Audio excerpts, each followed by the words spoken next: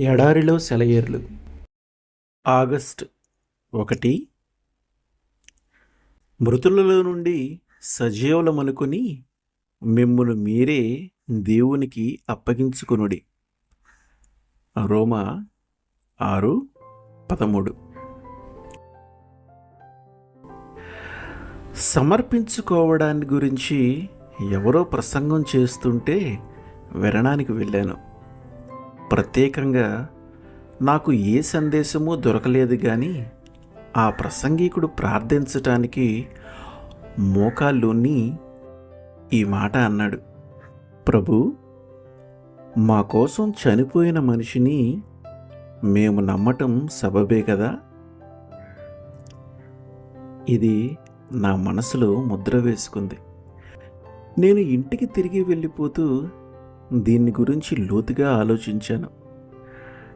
నా జీవితంలో సమర్పణకి అర్థం ఏమిటి అని మనసులో ధ్యానించాను. రోడ్డు మీద వినవస్తున్న వాహనాల రణగణ ధ్వనుల్లో గుండా నాకు సందేశం వినిపించింది: నీకోసం చనిపోయిన మనిషి మీద నువ్వు నమ్మకముంచు. రైలు బండి ఎక్కి ఇంటికి ప్రయాణం సాగించాను. ప్రయాణంలో ఆలోచిస్తున్నాను, సమర్పణ జీవితంలో నేను ఎదుర్కొనవలసిన మార్పులు, చేయాల్సిన త్యాగాలు, భరించవలసిన నిరాశలు. భయమేసింది. ఇల్లు చేరుకొని నా గదిలోకి వెళ్ళి మోకరించి ప్రార్థించాను. నా పాత జీవితాన్ని జ్ఞప్తికి తెచ్చుకున్నాను. నేను క్రైస్తవుడినే, సంఘంలో కార్యనిర్వాహకుడినే, సండే స్కూలు సూపరింటెండెంట్గా పనిచేస్తున్నాను కూడా. కానీ దేవునికి నా జీవితాన్ని పూర్తిగా సమర్పించలేదు. కానీ నేనలా నా జీవితాన్ని క్రీస్తుకు అంకితం చేస్తే నేను అతి ప్రియంగా ఎంచుకుంటున్న నా పథకాలన్నీ వీగిపోవడాన్ని, మనసులో పెంచుకున్న ఆశలన్నీ కూలిపోవడాన్ని తలచుకుంటే భయమేసింది. వీటన్నింటికంటే శ్రేష్టమైన విషయాలను దేవుడు నా కోసం సిద్ధం చేసి ఉంచిన సంగతి నా ఊహకి తట్టలేదు. నా మనస్సు వెనక్కి లాగింది. కానీ చివరిగా ఒక్కసారి నన్ను ముంచెత్తే అలలాగా ఒక నిశ్చయత, నన్ను ఒప్పించే శక్తి కమ్ముకున్నాయి.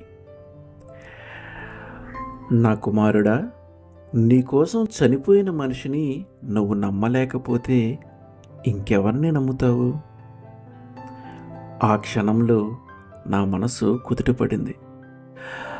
నా కోసం చనిపోయేటంతగా నన్ను ప్రేమించిన మనిషి తాను రక్షించిన వాళ్ళను అన్ని సమయాల్లోనూ నమ్మకంగా సంరక్షించడా అన్న ధైర్యం వచ్చింది. నీకోసం చనిపోయిన వ్యక్తి మీద నీకు నమ్మకముందా?